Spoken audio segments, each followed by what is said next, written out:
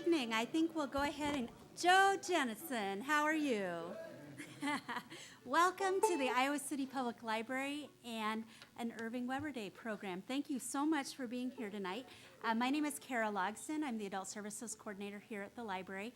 And if you've been to a Weber Day program before, you've heard me say this is my favorite time of year. I love Weber Days programs. I had the pleasure of knowing Irving Weber. I grew up in Iowa City. I read his articles as I was growing up. So it's absolutely delightful and a great honor for me to be one of the co-chairpersons of the Weber Days Committee. So thank you for being here tonight. In part, I also want to thank the City of Iowa City. It's the Iowa City Council that provides money for the Weber Days events, and so we want to thank the City Council for that. Also, the staff of the Iowa City Public Library. The Iowa City Host Noon Lions Club is serving ice cream, wave guys and ladies in the back, and we want to thank the Lions Club. This is Irving Weber's Lions Club. So they're serving ice cream. We also want to thank Dane's Dairy for the ice cream. And now I'm going to turn it over to Mel Andringa from Legion Arts in Cedar Rapids, and he's going to introduce the program. Thank you.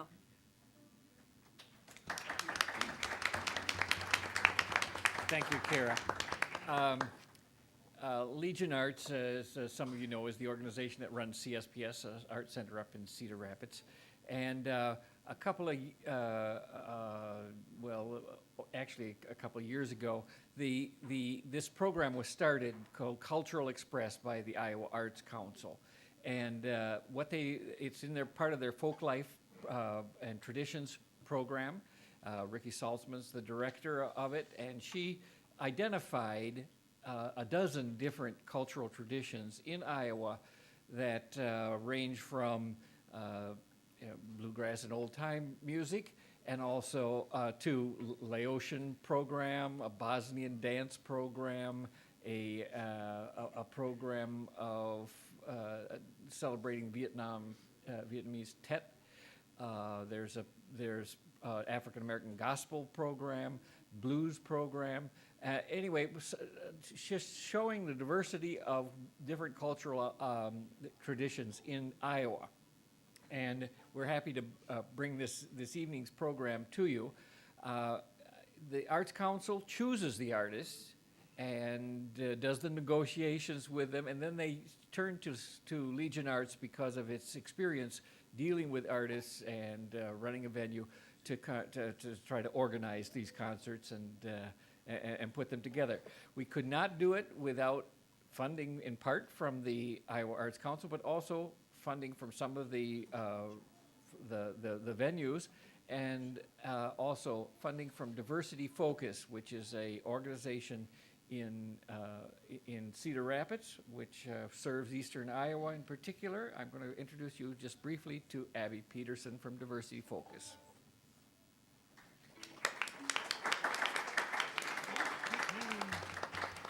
As he said, I'm Abby Peterson from Diversity Focus. We are located in Cedar Rapids, but working in the corridor trying to promote diversity and inclusiveness. And this is one of the ways that we actually get to do that is by joining Legion Arts and doing different cultural events. So we do a lot of other stuff, and if you're interested, you should check out our website and find out about other cultural events in both Cedar Rapids and Iowa City. And that email or the website is www.diversityfocus.org. Thank you.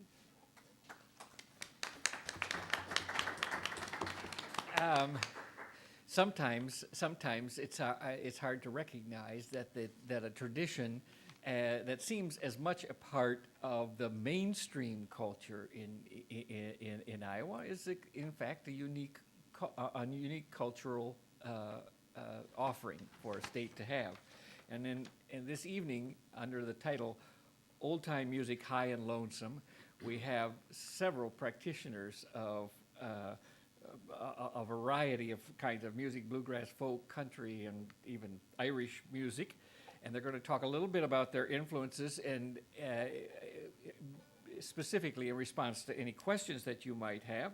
We bring together Guy, Hannah, and Megan Drollinger, which are over at the end there. We have Bob and Kristie Black in the middle here, and Alan and Aleta Murphy here on this end. Let's welcome them, and I'm going to turn things over to Aleta Murphy. Thank you. Well, we're going to kind of do little segments of the program in the order that Mel introduced us. And Mel, thank you, by the way. If anybody's interested in any literature on either the Cultural Diversity Program or CSPS or the Iowa Arts Council, that's all at the back of the room. And also information of the various artists that you see sitting up here is as well. So what we're going to do is start out by playing a tune all together, and then we're going to start with the Drollingers and just kind of take turns playing you some music and talking about it a little bit, and then we'll have a question and answer period at the end, and then we're recruiting. We've been going around the room recruiting people that we know are musicians in the room. So at the end of the show, we're going to have a little jam session too. So hope you can all stick around. Hope you can have a good time. We're going to start out with a tune. What are we playing? St. Anne's. St. Anne's Reel. This is the only tune that my granddad was a fine fiddler, and he taught me quite a few tunes, and this is the only tune I taught him. Out of all the tunes.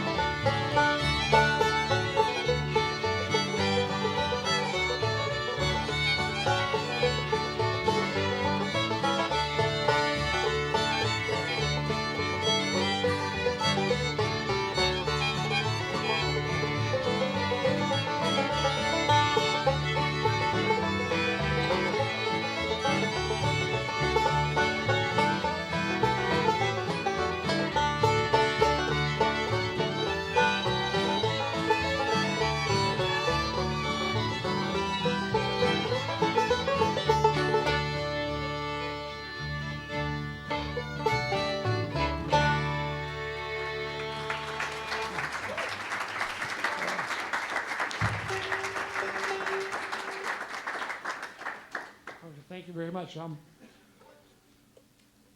Us three wouldn't be playing fiddle right now here, probably if it weren't for a great gentleman. My grandfather, Charlie Drollinger, was a 1954 state fiddle champion in Iowa. As well, his father was a state fiddle champion in 29, I believe.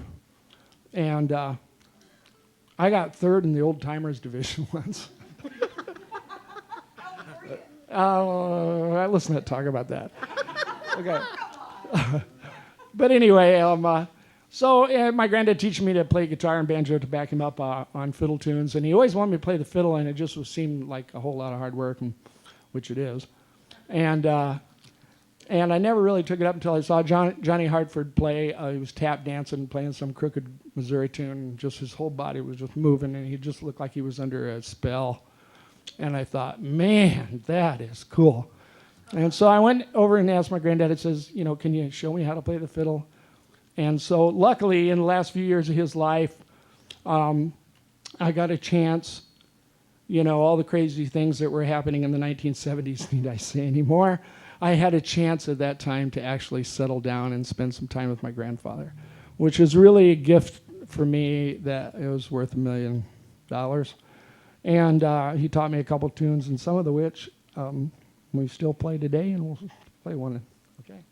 Just like Off She Goes and Count of Commands. That'll help me relax. Okay, let's see.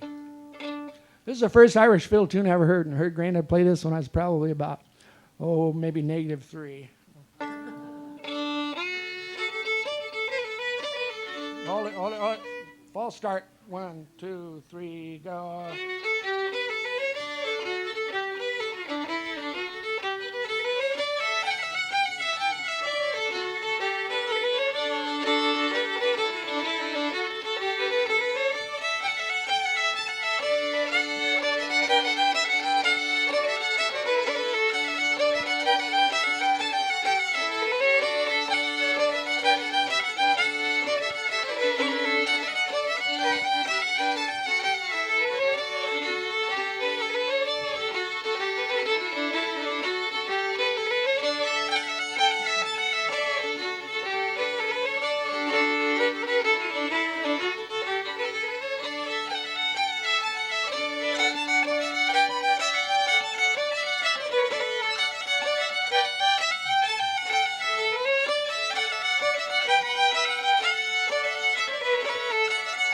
One more.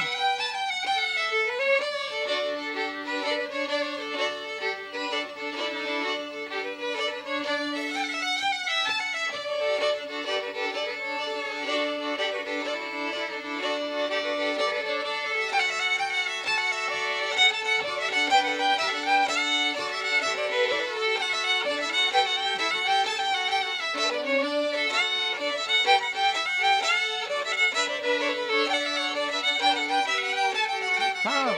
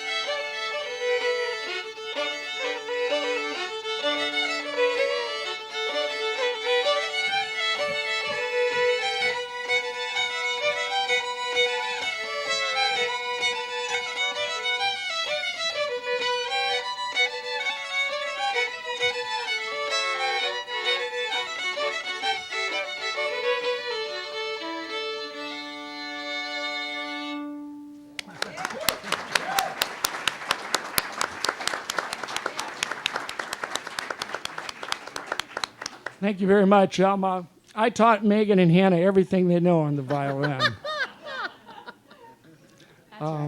That's absolutely true. Well, kinda. As well, they took a few classical lessons here and there, right? A couple. And you know, it's funny to me because even though I really do think that when we play, it has this sound that isn't really, I mean, I don't know how they separate the classical stuff because I see them play like with quartets and they play entirely different. So I don't know how you do that, but. Well, actually, I think lately my style has definitely been integrating both the two as well as sort of a new influence. I don't know if anybody around the Eastern Iowa area plays authentic gypsy fiddle, but I'm striving to do my best to learn some of those types of tunes. So yeah, I think that different styles sort of get a slickness to them. Oh, yeah. And Well, that's I have what to I- roughen it up a little bit when I come here. That's what's so cool. I mean, you realize how many gypsies there are in Ireland? Huh? I mean, half the country is people living in caravans. Okay. Anyway, we'll do a set of tunes now. One is one that I made up. I don't know how many musicians out there. I see quite a few musicians in the crowd tonight. So I know some of you have probably at least thought about making up a tune, and it's really a wonderful thing to sit down. The trouble is usually almost every single combination of notes has already been used. And so I wrote this one tune one time, and I went out to listen to a set of music at a church, and they're playing. I called it Granddad's birthday. And they were playing, they said, we will do selections from Higgins from the 17th century. And they go, da-da-da-da-da-da-da-da. I thought, God, I wrote that. But apparently Higgins stole that tune from me 200 years before I was born. You believe that. So anyway, the first one that I'll do is one I made up called Have At It, which I'm not that great at naming tunes. So, and the second one is called The Gypsy Princess, coincidentally.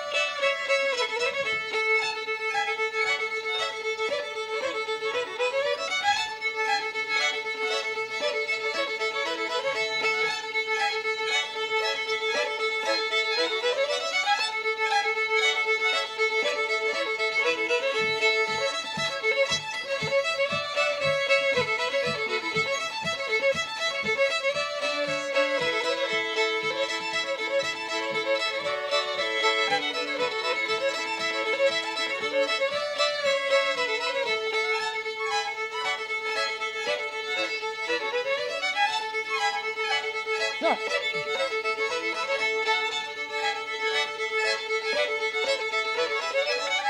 One more.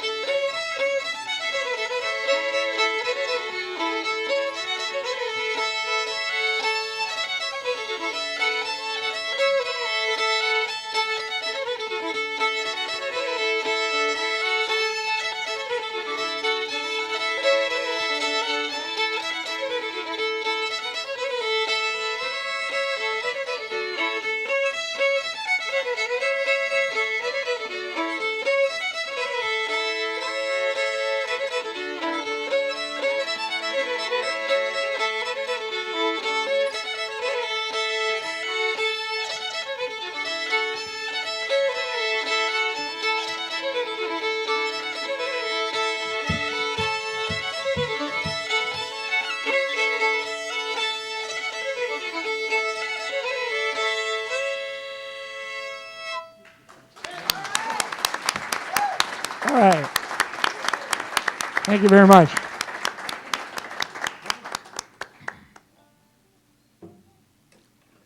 Which one?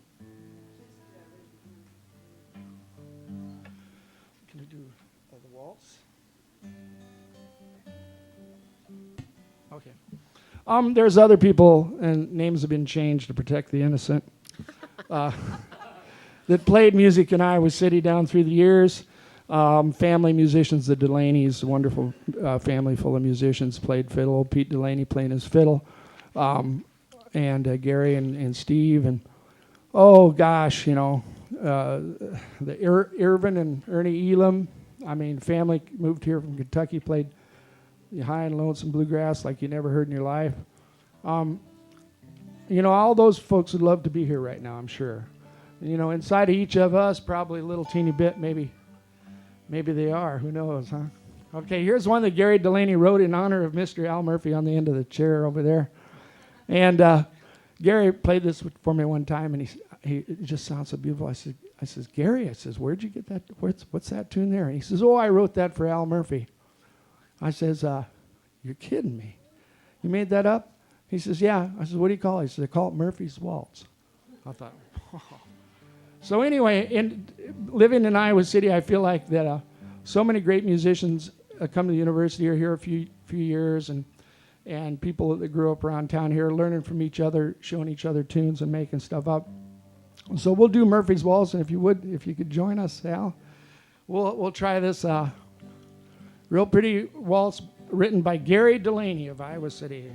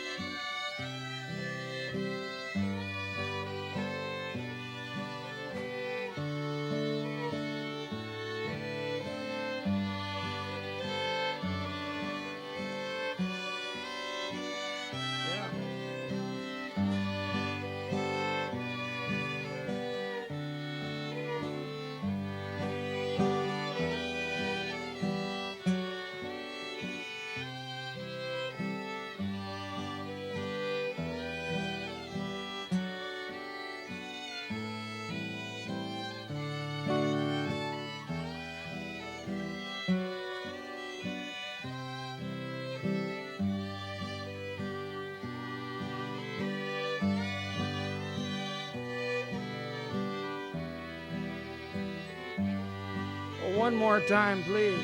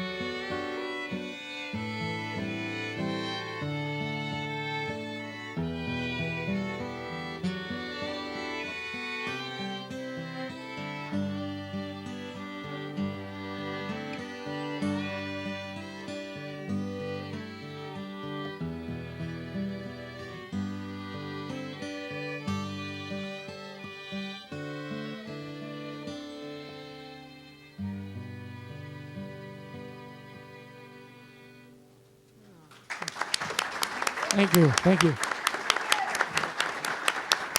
Thank you. One more. We didn't start till about 5 after, so okay. Let's see. What?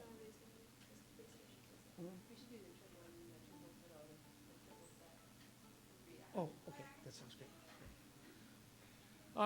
Let's see real quick. My grandfather's mother came from Northern Ireland. Around home, Granddad played old-timey jazz tunes that he learned on cornet and learned how to play on fiddle and key of F. And then he'd play some jig that just was like I never heard before or since. And the great thing about the old fiddlers that were the guys that were, well, yeah, the old fiddlers who back when I was 19, they were like 50. But anyway, the old fiddlers, the great thing was they would play a waltz, and they'd be playing along, and they'd play something else after it, and you wouldn't get the chance to ask, and then they'd stop playing, and you'd say, "What was that one waltz?" And they go, "Oh, I don't know. My dad played that." And you say, "But what was the name of it? Where'd you get it?" He says, "Oh, I don't know." And you just go, they're lost, like they drifted off into space, So that was the great thing, about it. So, well, okay, here we go. This is a set of tunes that we got from a Irish bagpiper from Fairfield, Tim Britton, a wonderful, wonderful musician. And Hannah got one of his CDs and learned these, and then we all got them.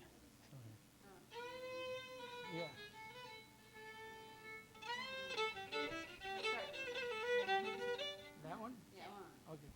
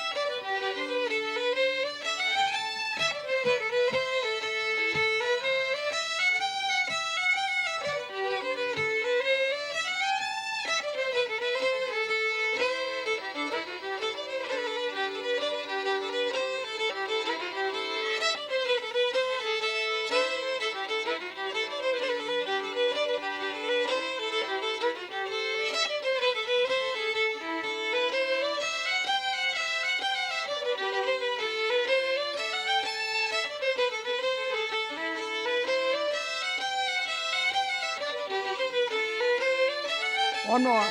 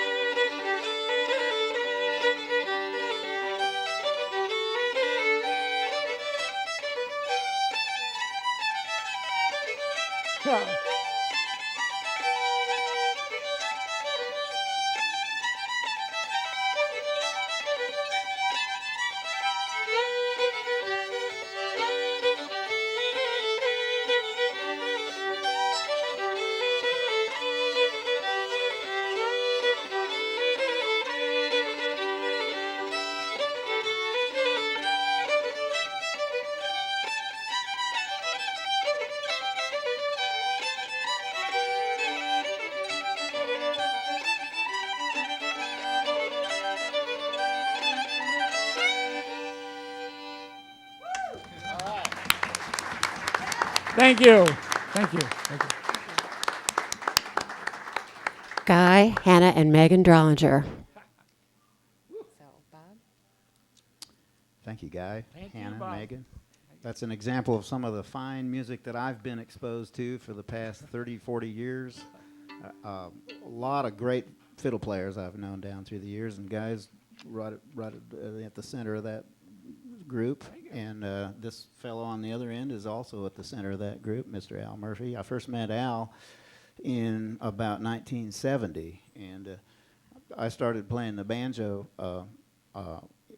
as a college or as a high school student in Des Moines. And I first met Al in about 1970, and I started really learning a lot of fiddle tunes on the banjo, largely due to the influence that Al had. And a lot of my playing is based on fiddle music because I've been around such great fiddlers all my life. And you know, I play the fiddle a little bit myself too, but I never got very far with it. But I Well, sure, heck, you I got sure your picture admire on the you front of folks. Parade magazine. Yeah. Well, I was playing a little bit back in those days. You know, kind of sawing or scratching around on it a little bit. But one of the greatest fiddlers I ever had a chance to play with was Kenny Baker, who was the fiddler with Bill Monroe and the Bluegrass Boys back in the mid '70s. And I was in that band, and I got a chance to play with Kenny and learn a lot of great tunes from him. And this is actually, let's just play one of those tunes. This is a tune that Bill Monroe, the father of bluegrass music, he loved this tune, Jenny Lynn, it's called. And Kenny played it, and I kind of learned it from being around those guys. And we ought to just play that. You guys play that? I know I'm springing something on you here, but Bob would never do that, would he? I'd like to introduce my wife, Kristie, here. Kristie's been playing with me for how many years now? 10 years? 10 years? Too many to even count. We're not going to go there. Yeah. But this is a tune that, key of A, one of Bill Monroe's favorite tunes. It's an old dance tune called Jenny Lynn. I want to wait and see if I know it. You know it, Guy. You know it.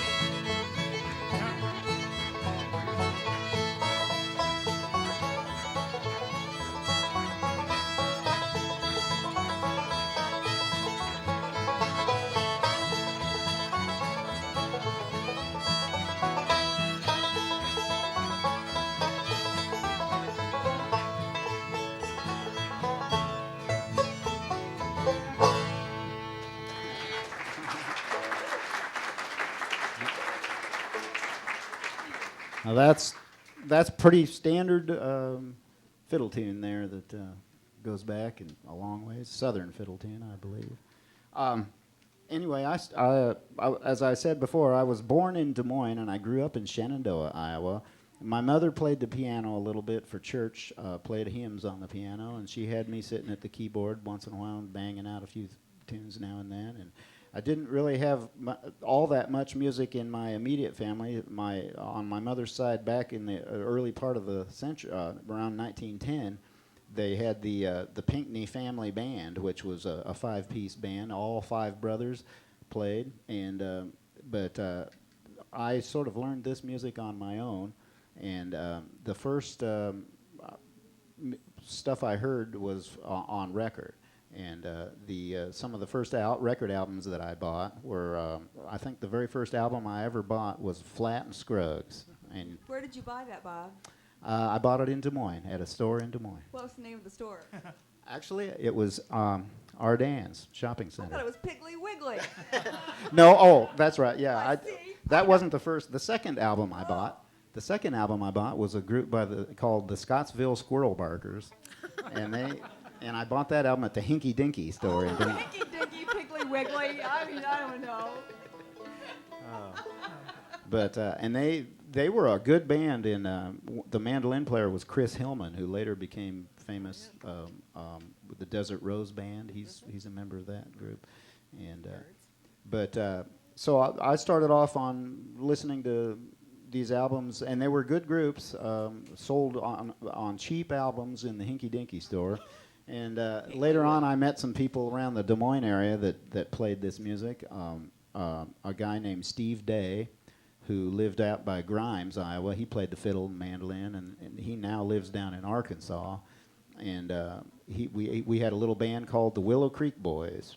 And then I graduated I started out to play with a country band with a guy named Larry Heberlin, and I played with that group for a little while. Then I came to Iowa City and joined in a group with Al Murphy called the Bluegrass Union, and I've been playing bluegrass music ever since, and loving every minute of it, and I just can't quit. It's just I've been bitten by the bug, and I just can't quit playing it, and I love it. And we met. When did we get started playing, Kristie? Oh, I don't know. quite some time ago. I forgot to mention there was another band in Des Moines I played with called Captain Mel's Touring Revival Show. That was a group that I played What kind with. of things did you do, Bob? We did all kinds of different things. It was a hodgepodge of. That wasn't really exactly bluegrass, was it? No, it wasn't. It wasn't really bluegrass. So, but the guy that actually influenced my career more than anybody was Bill Monroe, and he was and always will be my musical hero.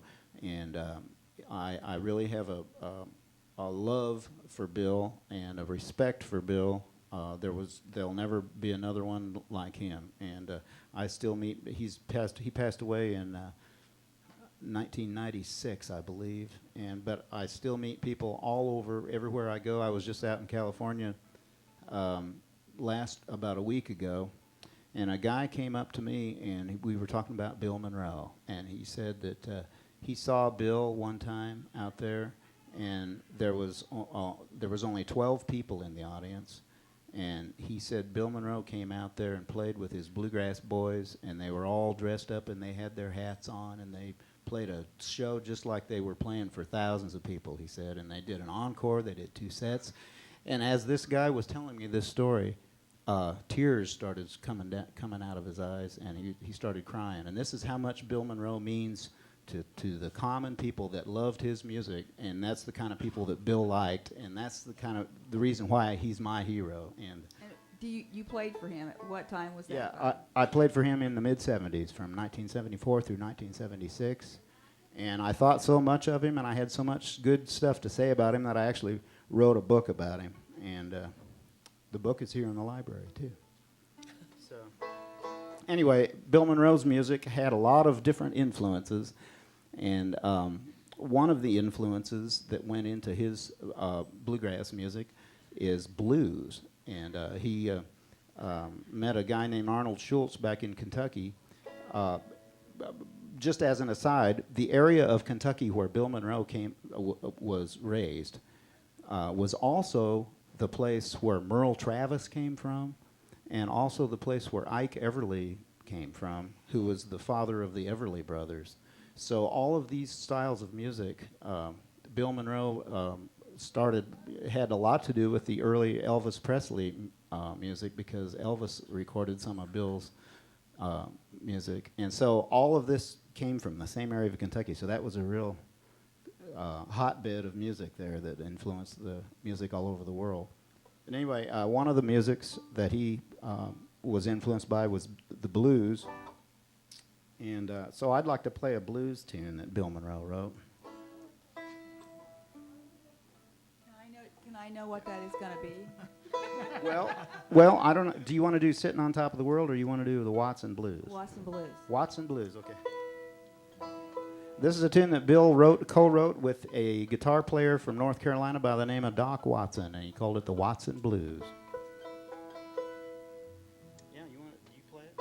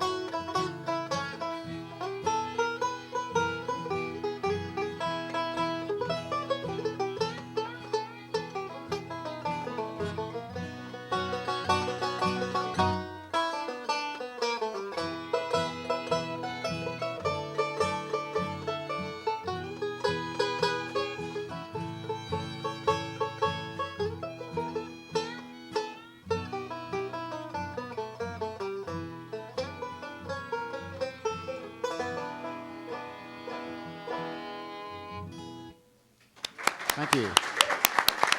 Thanks, Al.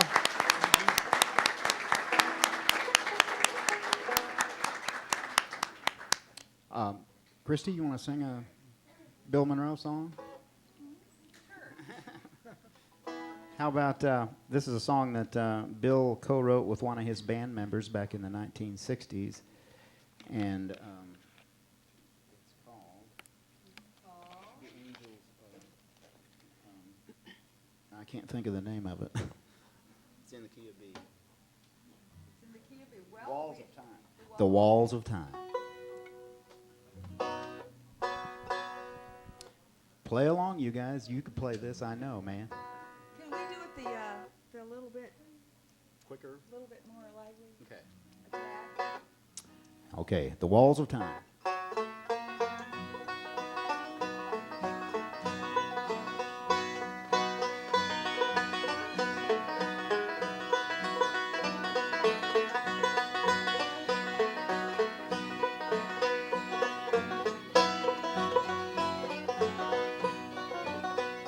The wind is blowing across the mountain, down o'er the valley, way below.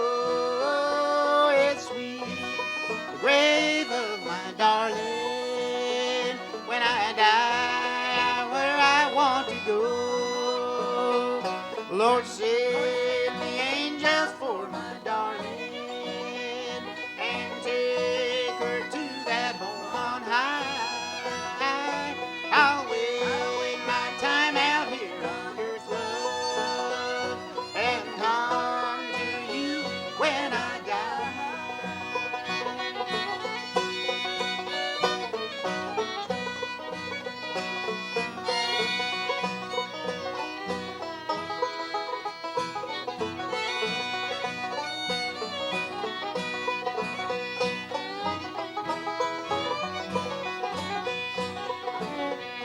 I hear a voice out in the darkness.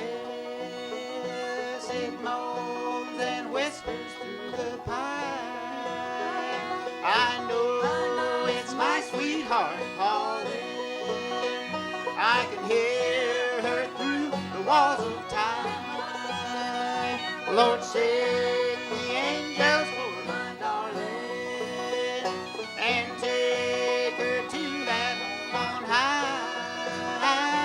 I'll wait my time out here on earth, love, and come to you when I die.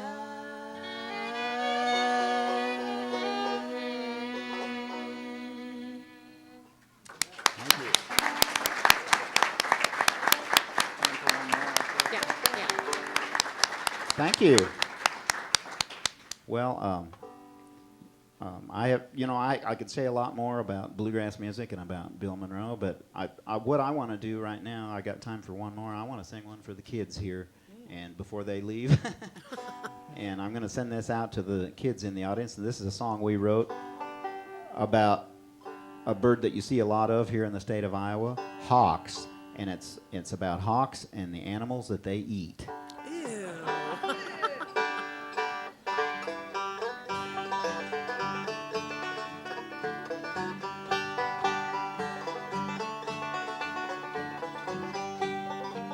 Well, a red-tailed chicken hawk a sitting on a pole, gray squirrel sitting on the ground below. Squirrel looked up and said, "Bless my soul, I reckon it's time for me to go."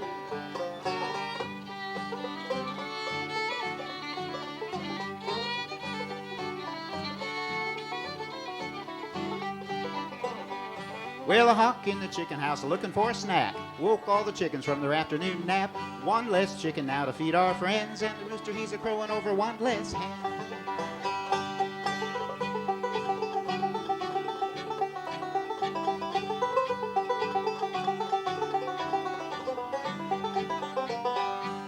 Hawk on the garden gate looking all around, he spied a little garter snake crawling on the ground. Snatched him up and away he flew, and the snake saw heaven with the bird's eye view.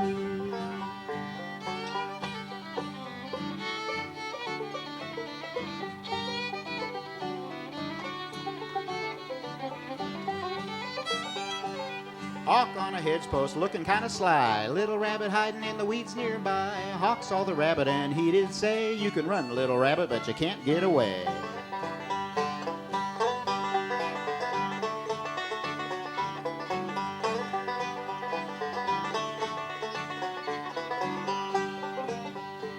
Hawk on a banjo picking out a tune, buzzard on a fiddle playing Georgiana Moon, blackbird dancing, beating on the spoons, but they all got jealous when the turtle dove crooned. Let's play it together, Al.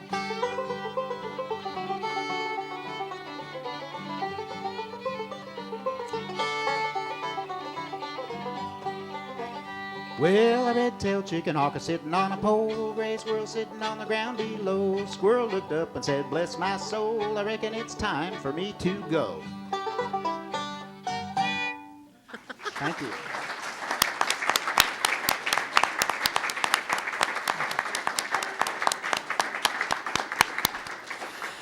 Bob and Kristie Black. Thanks, guys. That was great. Bob and Kristie have some of their CDs at the back of the room, and Bob's book, even though it is in the library, and we would recommend that you check it out from your favorite library, he does have some copies for sale at the back of the room. So it's your turn, Al. I'm up. I've got to follow all that. Okay, my name is Al Murphy, and I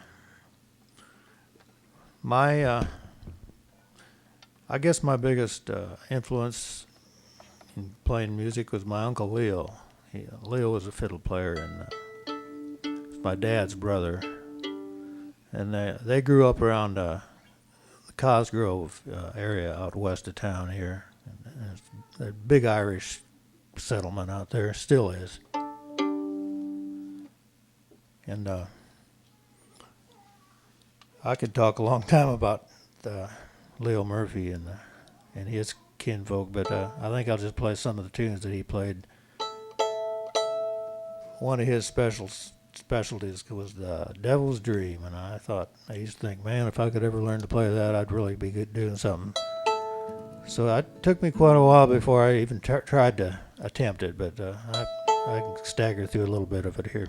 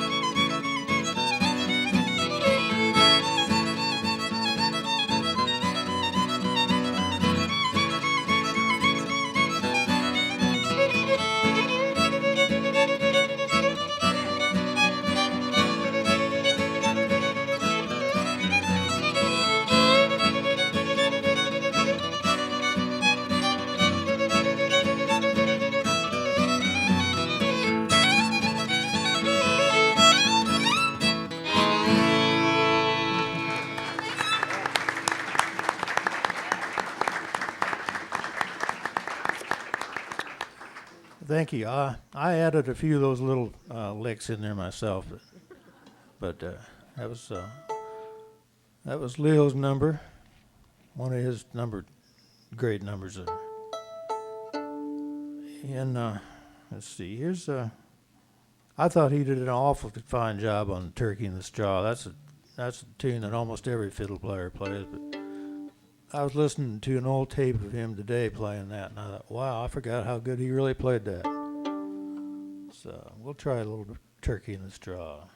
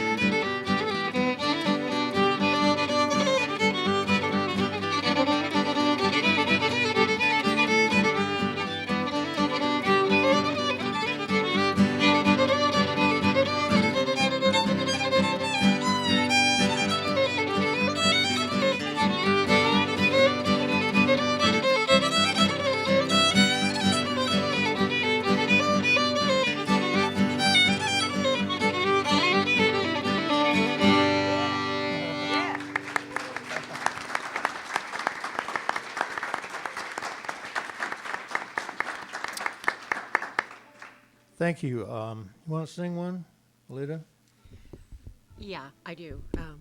But I would like to say, give me a mic and I have to talk.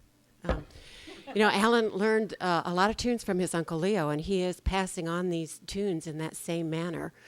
through his students that come to his house. And a lot of his students have been subsidized by the Iowa Arts Council, and he's received money for teaching students, and passing it on in the old-time way is one way to make sure that those wonderful tunes never die out, like Guy was mentioning earlier, even though some of the people who we learned them from have passed on now.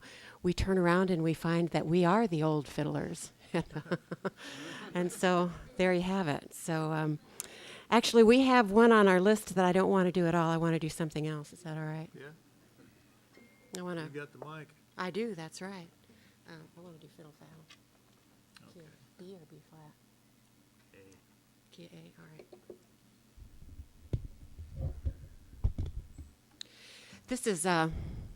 This is just a little fiddle lesson here for all of you that are here tonight.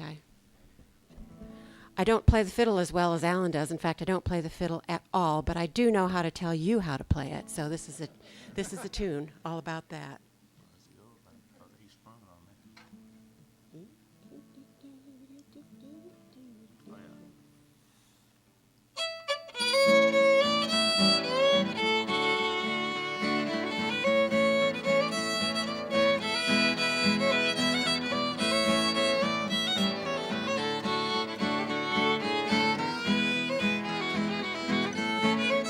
Well, it's so easy to play on the fiddle.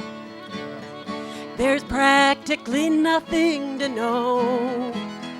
You push on the strings with your left hand. Your right hand is left for the bow. With the bow on the strings, you pull or you push. Your face is contorted in a frown. Your left hand will find all the notes that you need. It either goes up or goes down.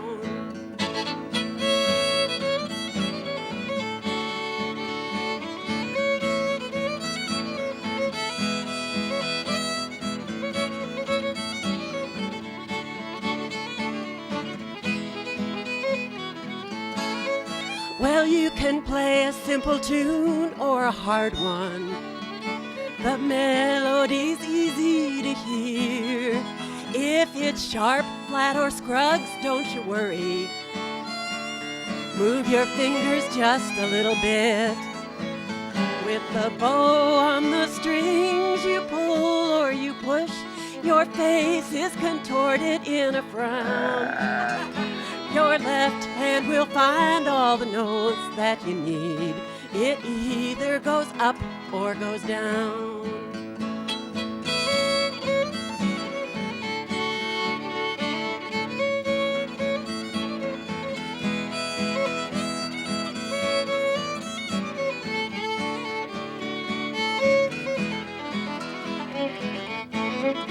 Well, if you try a lot and nothing happens, the time that you practice seems long. If a squeaky, squawky sound is what you're getting, try again, you're doing something wrong. With the bow on the strings, you pull or you push. Your face is contorted in a frown. Your left hand will find all the notes that you need. It either goes up or goes down. Yes, it either goes up or goes down. Yeah. All right. I'm going to go right out and do it myself. Just follow her instructions and you're bound to win. Well, I mentioned my Uncle Lil, but there's another even older fiddle player than him that I met, and actually I met him on my paper route. He was one of the people that I delivered the Press Citizen to, and he lived about a block down the street from me, and his name was Otis McCrae. He lived out on East College Street, out towards City High, and I heard this old-time fiddle playing coming from the house one day when I was delivering the paper, and I just went right up and knocked on the door, and I said, "Is that you playing?" He kind of laughed and said, "Yeah." And he looked just like the guy in Grant Wood's painting American Gothic. Looked just a spitting image of him. And he was in his 80s at that time, and I was a teenager. We became good friends and played a lot of music together. And this is one of the tunes that he played. You don't hear this very often, one called The Steamboat Quick Step.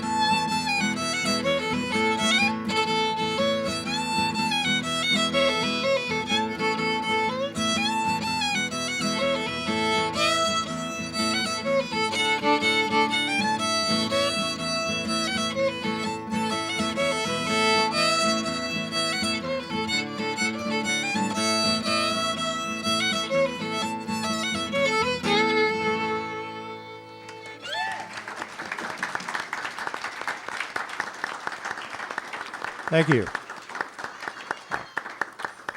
One thing interesting about Otis McCrae is that he had a connection with my family that went way back.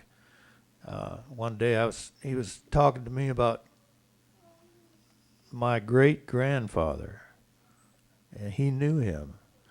And he died in 1911. We've got a picture of him back there, and Otis too. But I found that to be quite amazing, and I wish now that I'd ask him more questions about him, but I didn't. You know how it is when you're a teenager. And here's another one Otis played. The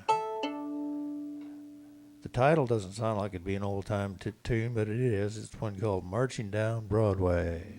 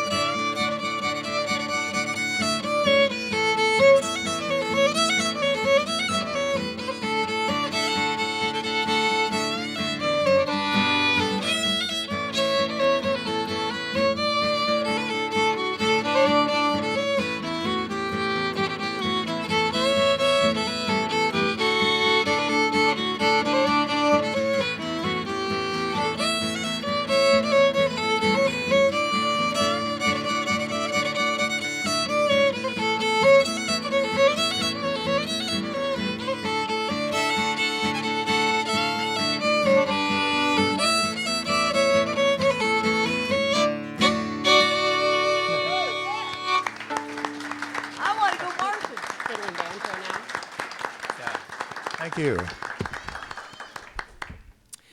You know, I was around music all my life growing up. My dad was a minister, and we sang songs in church. So I grew up around all kinds of music. Dad never censored either our reading material or our music, except for the fact that we had no bluegrass. I had no exposure to bluegrass when I was growing up.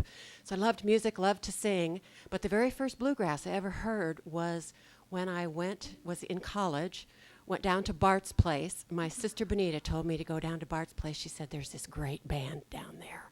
You've just got to hear him. But remember, I saw the fiddle player first.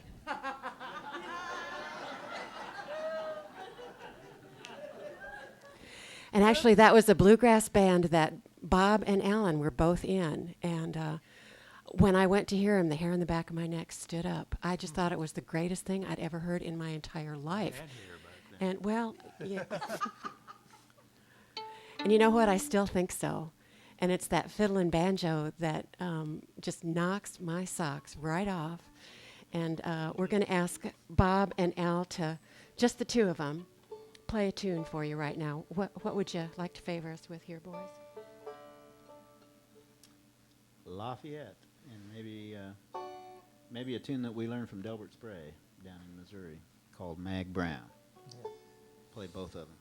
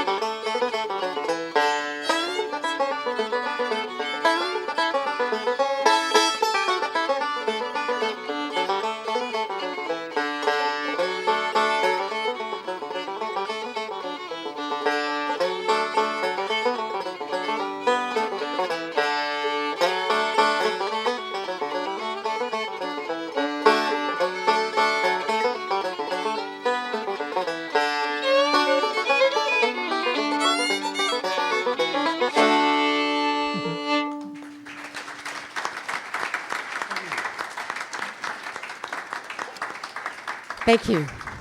Thanks very much. You know, there is supposed to be a sort of didactic part of this to these shows, these cultural express shows too, and we'd actually like that part to come from you and not from us. So, if there are any questions from the audience, we'd like to take those now. Aleta, I have Yes, a question. Guy. Yes, Guy. What does didactic mean? I was afraid to ask. Thank you, Guy. That means, well, it's more towards the educational and intellectually enlightening than the fun musical college now I sort know of I part didn't of know it. what it meant. Yeah. Does anybody have any questions? Yes.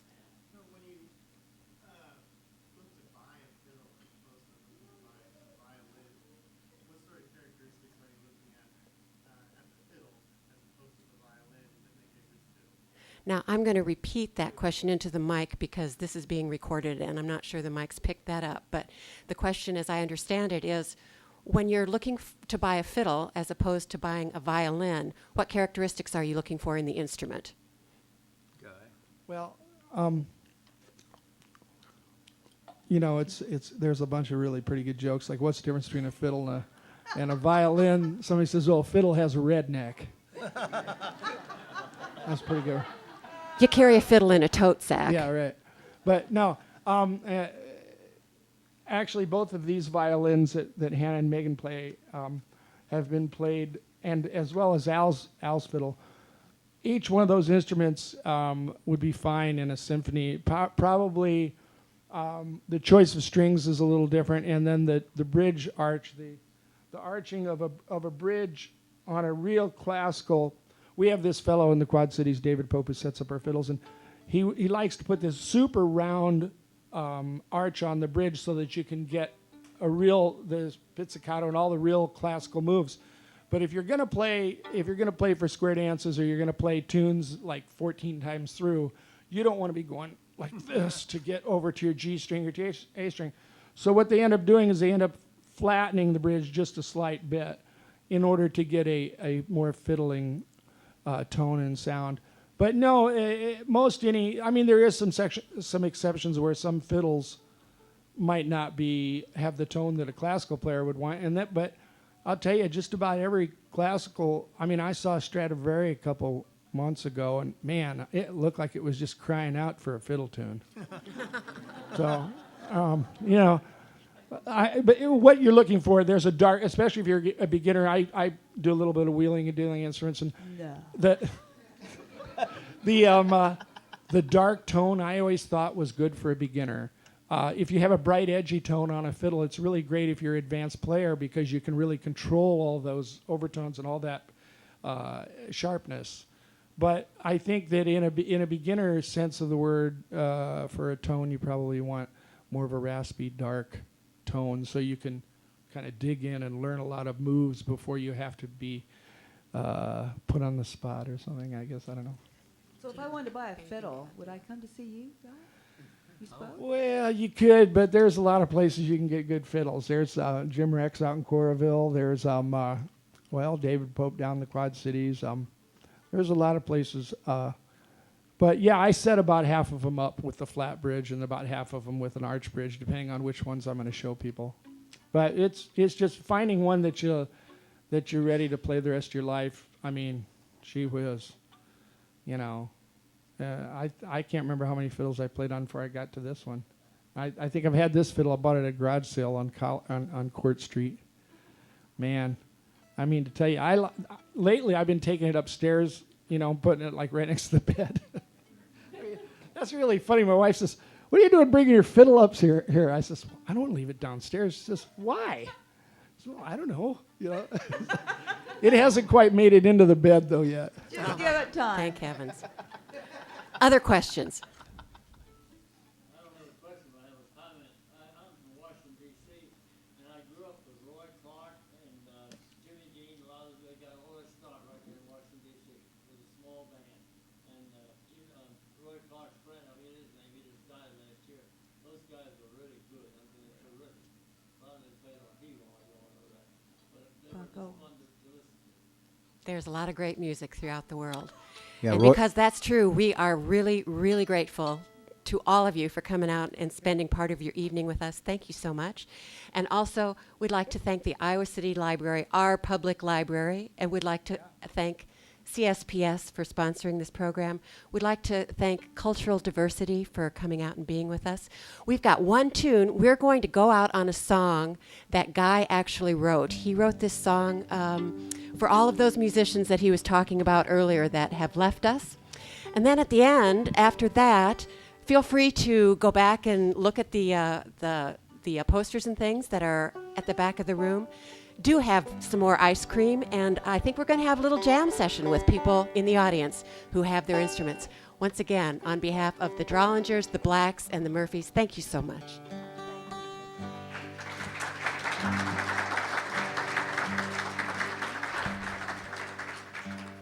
And I thought I was a good MC. Whoa. On the day I wrote this song, I was feeling down. Needed somebody to sing along. You were not around. Singing, going away, going away. Everybody's always going away. Everybody's always going away. Soon we'll all be gone.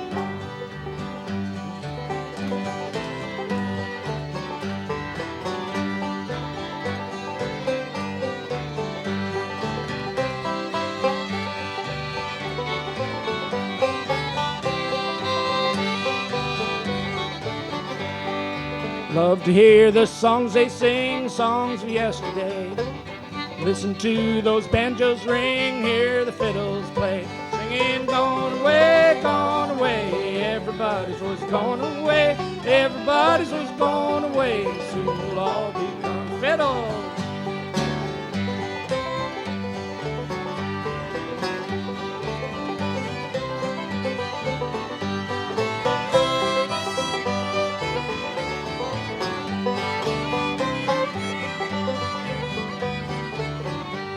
Well, my friends have come to play, come and stay a while. It's too soon, we're gone away, gone 100 miles. Singing, gone away, gone away. Everybody's was gone away, everybody's was gone away. Soon we'll all be banjo.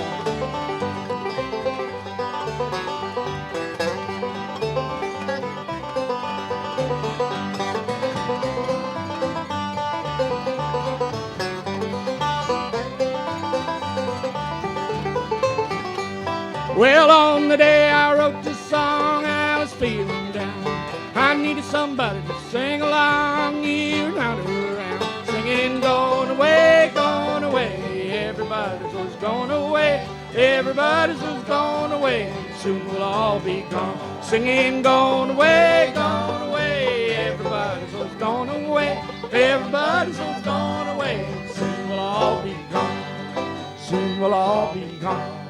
Soon we'll all be gone.